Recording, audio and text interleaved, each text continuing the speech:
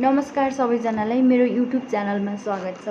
Basic health टिप्समा चाहिँ विभिन्न स्वास्थ्य सम्बन्धी जानकारीहरू लिएर राख्नेछु र म आज स्वास्थ्य सम्बन्धी जानकारीहरूमध्ये प्रेग्नेन्सी अवस्थामा देखिने माइनर र मेजर डिसअर्डरको बारेमा चाहिँ एक्सप्लेन गर्दैछु।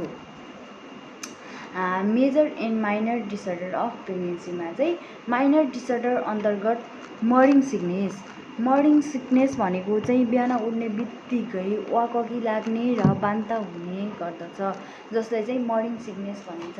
यो चाहिँ मर्निङ सिकनेस महिला 3 महिना प्रेग्नेन्सी भएको 3 महिनामा चाहिँ मर्निङ सिकनेस स्टार्ट हुन्छ। यो चाहिँ ह्युमन कोरिनोगोनाडोट्रोपिक हर्मोनको कारणले गर्दा चाहिँ मर्निङ सिकनेस हुने गर्दछ। यो चाहिँ आफै 3 महिनापछि सबसाइड भएर जान्छ र कुनै स्ट्रेस लिएर बाँच्नु पर्दैन। त्यसै गरी हर्टबर्न भनेको पनि हर्मोनको चेन्जेसले गर्दा प्रेग्नेन्सी अवस्थामा विभिन्न किसिमको हर्मोन इस्ट्रोजन प्रोजेस्टेरोन हर्मोनको कारणले गर्दा मुटु पोल्ने गर्दछ। यसमा चाहिँ धेरै झोरिलो खानेकुराहरू खाने, पानी टाइममा खाने र पटक खानेकुराहरू चाहिँ खाने गर्नुपर्दछ। यो चाहिँ आफै सबसाइड भएर जान्छ। त्यसै गरी इन्डाइजेसन, खानेकुराहरू चाहिँ नपचेर सिधै बाहिर निस्किनुलाई इन्डाइजेसन भनिन्छ। त्यस्तै गरेर एकैचोटि धेरै खानेकुराहरू नखाने, पटक थोरै खानेकुराहरू मिलाएर ब्यालेन्स गरेर चाहिँ खानेकुराहरू खाने, कार्बोहाइड्रेटहरू, प्रोटिन, फ्याटहरू चाहिँ मिलाएर खान पर्यो। अनि स्पाइसी फुडहरू, चिल्लो पदार्थहरू, अनि त्यसपछि धेरै पिरो अमिलो चिजहरू चाहिँ धेरै खान भएन। अनि त्यसै गरी कन्स्टिपेसन पनि गर्भ अवस्थामा प्रेग्नेन्सी अवस्थामा माइनर डिसअर्डर हो। यसमा चाहिँ माइनर डिसअर्डरमा कन्स्टिपेसनलाई किन राखियो त भन्दा चाहिँ इस्ट्रोजन र प्रोजेस्टेरोन हर्मोनको कारणले गर्दा चाहिँ महिलालाई कन्स्टिपेसन हुने गर्दछ। स्ट्रेसको कारणले गर्दा पनि कन्स्टिपेसन भएको देखिन्छ। हामीले स्ट्रेसहरू कम गऱ्यौँ, फाइबर फुडहरू खायौँ, झोलिलो खानेकुराहरू प्रशस्त मात्रामा खायौँ भने, डक्टरको प्रिस्क्रिप्सन अनुसार ल्याक्जेटिभहरू खायौँ भने अनि कन्स्टिपेसनलाई चाहिँ रिड्युस गर्न सकिन्छ। र त्यसै गरी भेरिकोज भेन भनेको चाहिँ खुट्टाको एरियामा चाहिँ भेनहरू स्वोलन हुनु हो।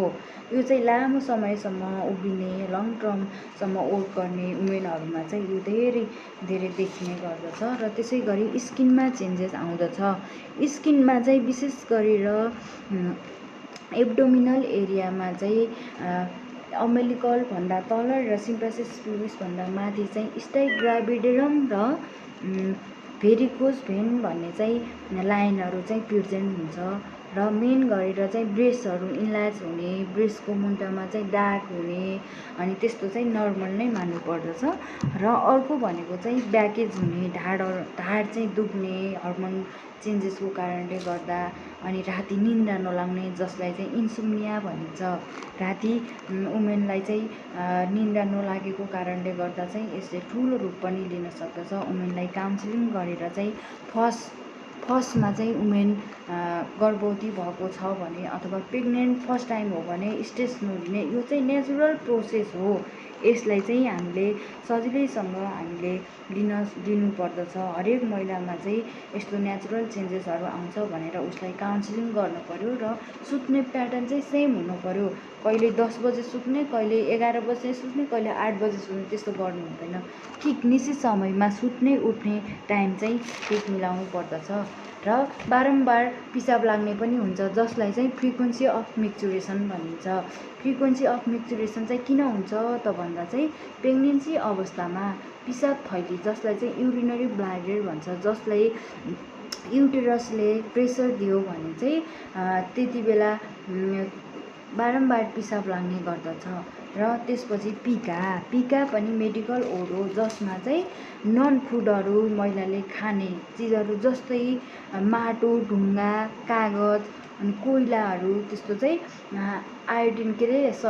आइरनको डिफिसियन्सीको कारणले गर्दा, आइरनको कमीको कारणले गर्दा चाहिँ खाने गर्दछन्। र हामीले प्रशस्त मात्रामा आइरन सप्लिमेन्ट गऱ्यौँ भने, अनि ब्लडमा चाहिँ अक्सिजनको मात्राहरू चेक गऱ्यौँ भने नकारात्मक व्यवहारहरू जस्तै हटायौँ भने सकारात्मक कुराहरूलाई प्रोत्साहन गर्दै गऱ्यौँ भने यसलाई चाहिँ हामीले सजिलैसँग हामीले पिकाबाट बस्न सकिन्छ। सुरक्षित ठाउँमा बस्ने, पिका भएको नजिक चाहिँ नजाने गर्नाले पनि हामीले पिकाबाट बस्न सक्छौँ।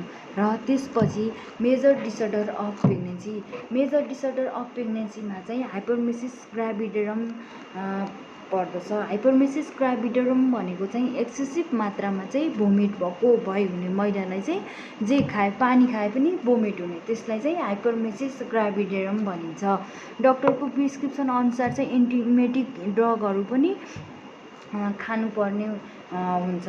यसमा चाहिँ हस्पिटलाइजेसन नै भएर बस्नुपर्दछ र फ्लुइड एन्ड इलेक्ट्रोलाइटको चाहिँ ब्यालेन्स गर्नुपर्दछ। र त्यसै गरी प्रेग्नेन्सी इन्ड्युस हाइपरटेन्सन। प्रेग्नेन्सी अवस्थामा चाहिँ 20 विक्सभन्दा पछि एक्कासी ब्लड प्रेसर बढ्नुलाई चाहिँ प्रेग्नेन्सी इन्ड्युस हाइपरटेन्सन भनिन्छ। र त्यसै गरी ओलिगोहाइडामिनस। ओलिगोहाइडामिनस भनेको चाहिँ एम्नियोटिक फ्लुइडको मात्रा चाहिँ 400 भन्दा कम भयो भने यसलाई ओलिगोहाइडामिनस भनिन्छ।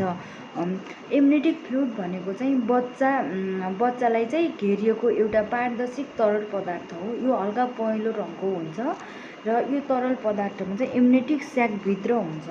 यो चाहिँ हामीले युएसजी गर्दा चाहिँ हामीले एम्नियोटिक फ्लुइड कति छ भनेर चाहिँ हामीले थाहा पाउन सक्छौँ। र एम्नियोटिक फ्लुइडको कार्यहरूमा चाहिँ बच्चालाई इन्जुरी हुन दिँदैन। बच्चा चाहिँ चलेको हुन्छ नि त, त्यति बेला चाहिँ इन्जुरी हुन दिँदैन। बच्चालाई चल्नलाई पनि सहयोग गर्ने भयो, अनि त्यसपछि टेम्परेचरलाई मेन्टेन गर्ने भयो, इन्फेक्सनलाई प्रिभेन्ट गर्ने भयो, सङ्क्रमण हुन दिँदैन। लङ र डाइजेस्टिभ सिस्टमलाई चाहिँ डेभलप गर्ने काम गर्दछ। र ओलिगोहाइडामिनस। ओलिगोहाइडामिनस भनेको चाहिँ 400 भन्दा कम हुने एम्नियोटिक फ्लुइड। पोलिगोहाइडामिनस भनेको चाहिँ 2000 भन्दा चाहिँ बढी हुने एम्नियोटिक फ्लुइडलाई चाहिँ पोलिगोहाइडामिनस भनिन्छ। यो पनि युएसजी गरेर चाहिँ हामीले फाइन्ड आउट गर्न सकिन्छ। र अर्को भनेको चाहिँ प्रिक्ल्याम्सिया। प्रिक्ल्याम्सिया भनेको चाहिँ 20 विक पछि चाहिँ पिसाबमा प्रोटिन प्रेजेन्ट हुने, अनि त्यसपछि हाइपरटेन्सन प्रेजेन्ट हुने, इडीमा होइन, पिसाबमा चाहिँ पिसाब चेक गर्दा पिसाबमा प्रोटिन देखिने, अनि त्यसपछि हाइपरटेन्सन 140/90। 22 विक्स पछि चाहिँ बिपी चेक गर्दा 140/90 हुने र सोइलिङ हुने, बडी चाहिँ सोइलिङ भयो भने यसलाई प्रिक्ल्याम्सिया भनिन्छ। र इक्ल्याम्सिया भनेको चाहिँ 20 विक्सभन्दा पछि प्रिक्ल्याम्सियाका साइन एन्ड सिन्ड्रोम सँगसँगै कन्भल्जन भनेको वुमेन चाहिँ काम्न थाल्छ, यसलाई चाहिँ इक्ल्याम्सिया भनिन्छ। धन्यवाद सबैजनालाई।